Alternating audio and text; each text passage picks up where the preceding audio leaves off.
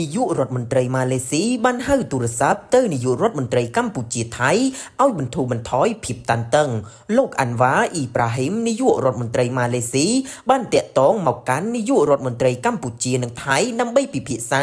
ពីការផ្ទុះអាវុធដែលកើតឡើងនៅតំបន់ព្រំដែននៃប្រទេសទាំងពីរលើបណ្ដាញសង្គម Facebook នៅថ្ងៃពុធទី10ធ្នូនេះលោកអាន់វ៉ាអ៊ីប្រាហ៊ីមបានកោតសរសើរចំពោះភាពបើកចំហនិងឆន្ទៈរបស់មេដឹកនាំទាំងពីរក្នុងការបន្តចរចាដើម្បីបន្ធូរបន្ថយភាពតានតឹងនិងជៀសវាងការយល់ខុសដែលអាចធ្វើឲ្យស្ថានភាព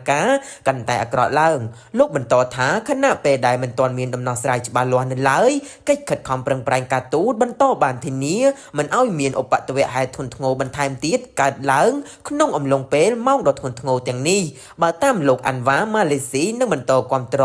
ការសន្ទនាប្រកបដោយសន្តិភាពដំណោះស្រាយដោយផ្អែកលើច្បាប់អន្តរជាតិនិងកិច្ចសហប្រតិបត្តិការក្នុងតំបន់ដើម្បីរក្សាស្ថិរភាពនិងសុវត្ថិភាពនៃតំបន់របស់យើងជាមួយគ្នា